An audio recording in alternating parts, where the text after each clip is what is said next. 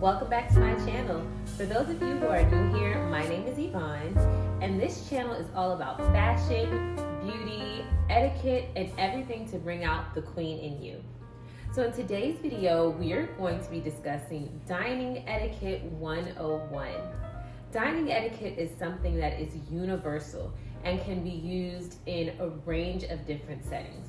So whether you've been invited to a casual lunch with your friends, or a formal dinner event with your coworkers or your boss, or even a wedding, I'm going to be sharing some tips with you today to help you feel more comfortable with your place setting and put you at ease so that you're able to genuinely engage with your guests and your fellow diners, and that you will create a lasting impression on those that you're dining with. So let's begin by first identifying some of the items in our table setting. This is an example of a formal table setting that you may see at such events as a banquet or a wedding. And first here we have our bread plate, which you would use for your bread, and it may also contain a small bread knife. Next we have our salad fork on the left and our dinner fork on the right. Here you will receive your meal. On top we have a soup bowl, or you may also have a salad plate. There's a napkin and a dinner plate. Here on the left hand side we have our dinner knife, and then on the right our soup spoon. Next we have an assortment of beverage glasses and cups. You could have a range of drinks between water, wine, or coffee. And then of course, last but not least, your dessert spoon or fork. So you could have a variation of any of these items in a formal place setting, and we'll discuss them in greater detail later in the video. Dining etiquette can be used in many different settings. So the first thing you want to think about when you're thinking about using your table manners is what type of event you're going to. So depending on the event, you may need to heighten your use of your dining etiquette, or you could relax it just a little bit. So for example, if you're having a Thanksgiving meal with your family, it might feel a little bit more informal. And so in that setting, you may not have to use as many of your dining etiquette tips. But on the other hand, if you're attending a formal banquet or a formal dinner with coworkers or a boss, someone you really want to leave a great impression with, you definitely want to have a heightened sense of your dining etiquette at all times. Regardless of the dining event or the venue that you're in, a rule of thumb is to always follow the lead of the host. So if you've been invited to a dinner at someone's home, or if you've been invited to a formal lunch by a potential employer, what you want to do is always follow the lead of the host. So as you're approaching the table, make sure that you are not seated until the host asks you to take your seat. If the host does not formally ask you to take a seat, wait until the host takes his or her seat first, and then you can be seated. Once you're seated, you want to take inventory of your table settings. Table settings can range from a simple or casual table setting to a very fancy table setting. The table setting that I have here is an example of a semi-formal to formal table setting. So what you want to do is, of course, take inventory. I notice here that I have a salad fork and a dinner fork. I also notice that I have a soup spoon and a bowl placed on top of the charger. I also notice that I have a knife. There's 2 glasses here. So maybe we're having water and tea, or we could be having white wine and red wine. I also have a coffee cup, so that lets me know that coffee is likely going to be served later in the evening. I have a bread plate and a dessert spoon. So that sort of gives you a little bit of an idea as to what courses may be coming out, and just give you a sense of some things you need to keep in mind. After you're seated, the first thing you want to do is place your napkin in your lap. So here you have your napkin. You're going to unfold it and place it in your lap. One thing I like to do with my napkin is I like to leave just a little fold in the napkin, so that over the course of the evening, as you need to discard of any debris on your fingers, you can just do that underneath the tuck, and that way your napkin doesn't read too busy or too messy. So after you've placed your napkin in your lap, you want to, of course, have a sense of when the meal will begin. So if you have a host, they may be telling you about the evening or introducing a chef for the evening. If you are at a formal banquet, you will likely have a program either on your place setting somewhere, or in today's digital age, it could be a QR code on your phone. But take a look at your program to get a sense of when dinner will begin. So if your meal is not until the middle of the program, make sure that you do not start eating anything on your table until after the host or the MC indicates that it's time to have dinner. Depending on how many people are seated at your table, in some instances you could be seated at a very long table. Sometimes for banquets you can typically be seated at a round table with 8 to 10 guests seated at the table. Your place settings can get very busy, or sometimes they may look like they're encroaching on the guests next to you.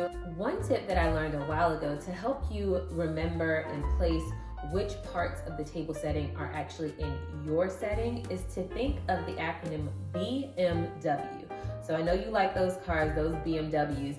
That'll help you to remember which pieces of the table setting are yours. So B, of course, stands for bread, which would be your bread plate here. M stands for meal. So that would be your plate, your bowl, or your salad bowl sitting in front of you. And then W is for water. So of course, water are your beverages. So if you're sitting at a place setting and it seems like, you feel like you want to reach to the left-hand side for your beverages, always remember BMW. So your beverages will be on the right-hand side. Okay, so once the host has indicated that lunch or dinner will be served and you've placed your napkin in your lap, you want to engage in some very polite table conversation. So some examples of polite conversations can be getting to know where someone is from, what some of their interests are, what brings them to the event, and some things that you may have in common with your guests to the left or the right. Engaging in polite table conversation is very much a part of dining etiquette, because dining is a total experience. It's not just about the food you're going to eat, it's about the fellowship, the camaraderie, and building relationships with those that you're dining with. You want to avoid, if at all possible, controversial topics at the dinner table, unless you have an employer or a boss who likes to get into those kinds of things. But if at all possible, my rule of thumb is to keep conversation very light and polite. You can always use those opportunities to network with other people. You never know who you will meet over a nice meal and some of the lasting relationships that you can create over a dining experience. Of course, another thing that you want to make sure you are very cognizant of is how you treat the service staff. So as your waiters are coming around, they're going to be very professional and they are taking their time to come serve you and create a beautiful experience. So you want to make sure that you're always polite to the service, make sure you're saying thank you, and ask for anything that you may need in a very polite and delicate manner. So as the servers are beginning to serve your food, you may notice that the servers will serve the ladies first. That's just general dining etiquette. The ladies at the table would be served first, and then the gentlemen. You want to make sure that everyone at the table has been served before you begin eating. Of course, remember at the beginning of the video, we talked about following the indicators of the host. So just take a look around, make sure everyone has been served, and then take note of the host and whether the host or hostess has begun eating. And then at that moment, you would go ahead and enjoy your meal. Okay, so let's get into some of these utensils. You may notice that you would have a soup bowl, or you might have a salad that's already placed on your table. If you do have a salad, your salad fork is going to be the fork on the outside. As just a general rule of thumb, you want to make sure that you are using your utensils from the outside in. So that should give you another good reminder of which forks or which utensils to use. So if you have a salad here, you would of course use your salad fork first. Or if you are not having a salad, you may be having a soup. So at that moment, a server would come around, pour your soup into your bowl, and then of course, you're going to be using your soup spoon. So at that moment, go ahead and enjoy your soup with your soup spoon. You may also notice on your table that there is a bread basket available for you to enjoy. And if you want to enjoy your bread, you always want to take the basket, take a piece of bread out of your basket and pass to the right hand side. So as a rule of thumb, you usually want to pass everything to the right. After you have selected the piece of bread that you would like to have, the way that you enjoy your bread is very particular when you're thinking about dining etiquette. When you are eating bread, instead of cutting the bread open and slathering butter on top of it, you always want to just take off one bite-sized piece of your bread. You would just rip it off with your fingers, take your butter knife, butter that one piece of bread, and eat it that way. So remember, when you're enjoying your bread, just tear off a bite-sized piece, butter that, and then eat. You can save the lathering of the butter for when you're at home. If someone at your table is asking for the salt and pepper, you would pass both the salt and pepper together. So even if they ask for just salt or if they ask for just pepper, always pass the salt and pepper together. Now, we talked about our napkin a little bit earlier in the video as a means of dabbing off excess food from your fingers, but you also would want to use your napkin to make sure you are dabbing excess food from your mouth as well. So you just pick it up, dab, dab, and place it right back in its position.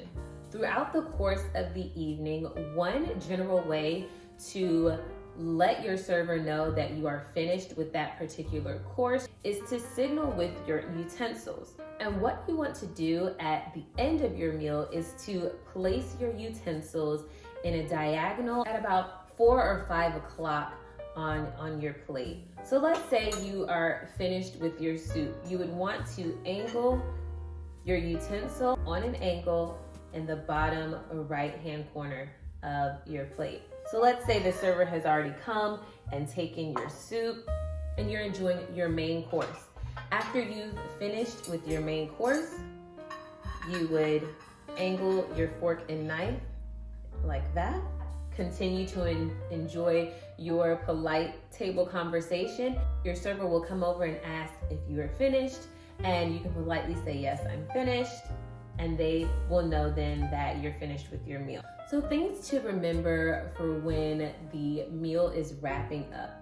So one thing that I've learned, which might be very controversial, especially in a time where food waste is such an issue, but one thing that I've learned that is proper etiquette is to always leave a little bit of food on your plate. And the reason for that is, again, dining is an experience. It's not just about the food that you're consuming, even though it could be the most delicious food that you've ever had in your life. It's about an experience. It's about a collective experience of people coming together to fellowship together, to learn from one another, and just have this experience to share with one another. So always leave a little bit of food on your plate. I know that is controversial. So again, remember what the setting is. If you're in a formal setting where you are having a meal with a potential employer or maybe a banquet for work or for a career organization, you want to make sure that you're using your heightened sense of dining etiquette. But let's say you're having Thanksgiving dinner with the family. You can stop that food up as much as you want to, and nobody is going to really blink an eye. Use these tips as you become aware of the type of venue, type of event that you're attending. Of course, when dessert is being served, you would use your dessert fork or spoon that is at the top of your plate for dessert. A lot of the times, if there is a very formal banquet, your coffee mug may likely be turned upside down. And so one way to indicate to your server that you would like coffee is to turn your coffee right side up. That will signal to your server that you would like to enjoy coffee after your meal with your dessert. All right, so that's it for today's video. Just some very quick tips just to ease you into dining etiquette. So this is Dining Etiquette 101.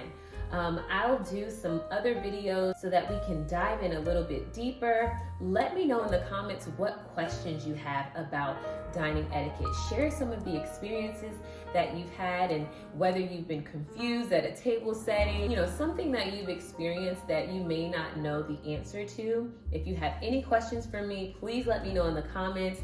I would love to engage with you in that way, and that'll help determine what tips I include in our part 2 session.